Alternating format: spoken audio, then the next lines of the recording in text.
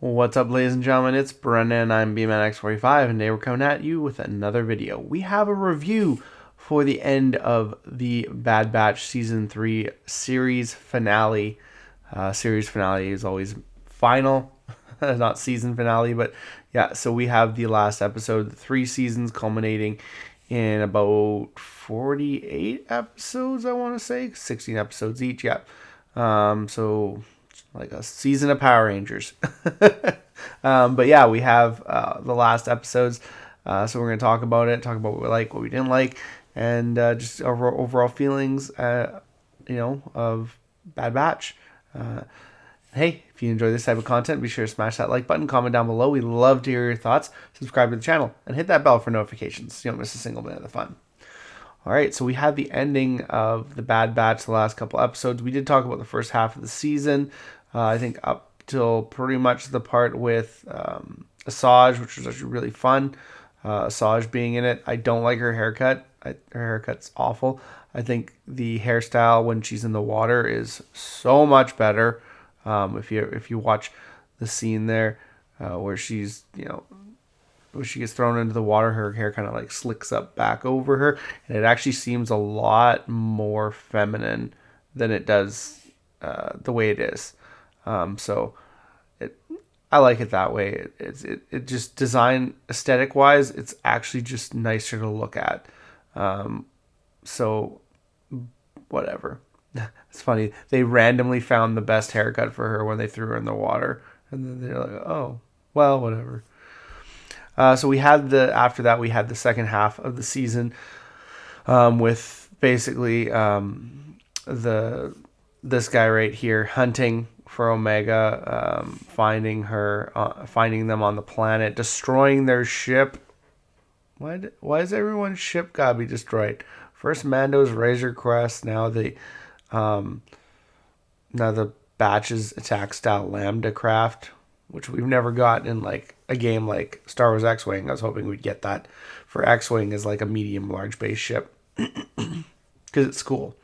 But it's gone. It's destroyed. Can't have nice things in the prequel era because it's like, why isn't it there in the non-prequel era? So they also had episodes where they went and got Hemlock, broke him out in order to try and find. Or sorry, not Hemlock. I'm trying to remember his name. The douchey general or douchey commander. The name is escaping me right now. But they needed to break him out to find Hemlock's base on Tantis. And then they had an episode where they broke into the station that would lead them to a ship that would be going to Tantis. So a couple episodes there, different things going on.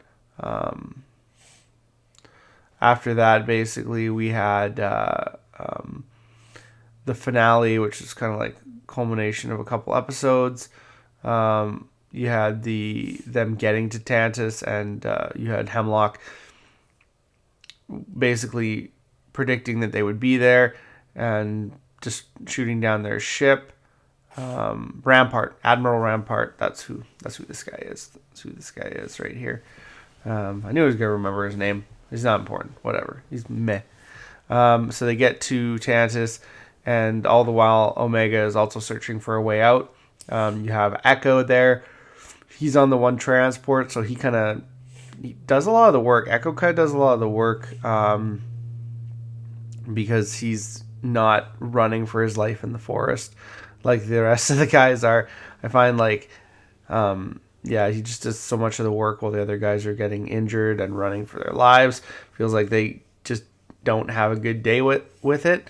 You have Echo, you have Omega.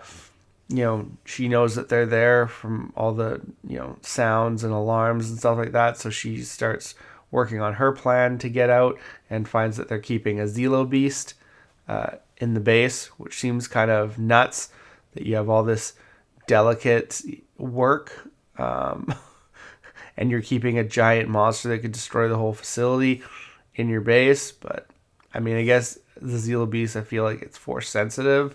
I can't remember. I'm pretty sure it's kind of force sensitive. if I'm correct. So I guess you would understand. I guess it would be understandable that they'd keep a Zelo Beast in the same area that they're doing kind of force experiments with people with high M counts. So that does make kind of sense, but it seems kind of funny that they would do that. I think there's a meme going around here. The Zelo Beast escaped. What do you mean the Project Necromancer is destroyed? Why was Hemlock keeping those two things in the same facility? So that's kind of funny. I like that. That's a good meme. But yeah, I do understand why they might be doing that. So there's lots of cool points in there. They do end up freeing all the children. Emery turns because and takes the children off while Omega and Echo go after the Batch because they were captured by all the super assassins. Tech is dead. Tech's death is a real Star Wars death. Yay, real Disney Star Wars death. It happens. So Tech sacrifice is true, and they actually make a thing that said Clone Force 99 died the day that he died.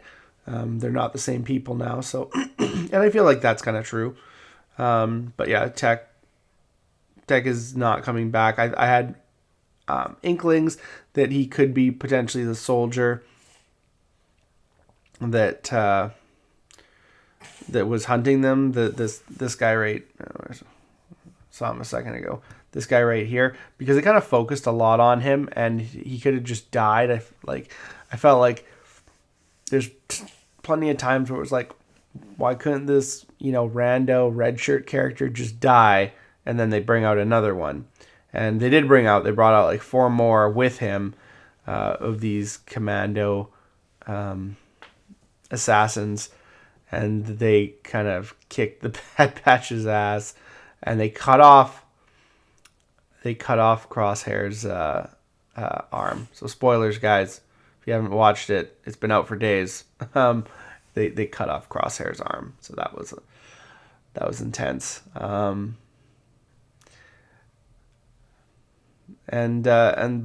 Omega and Echo, they go to rescue them. She kind of unlocks their restraints, but gets captured by Hemlock.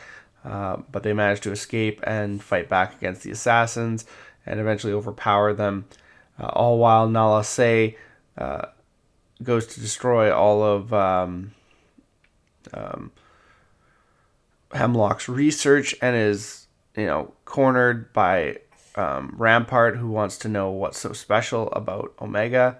And then once that all happens, he shoots her, but she has a thermal detonator in her hand and blows him and the entire data research room up in smoke.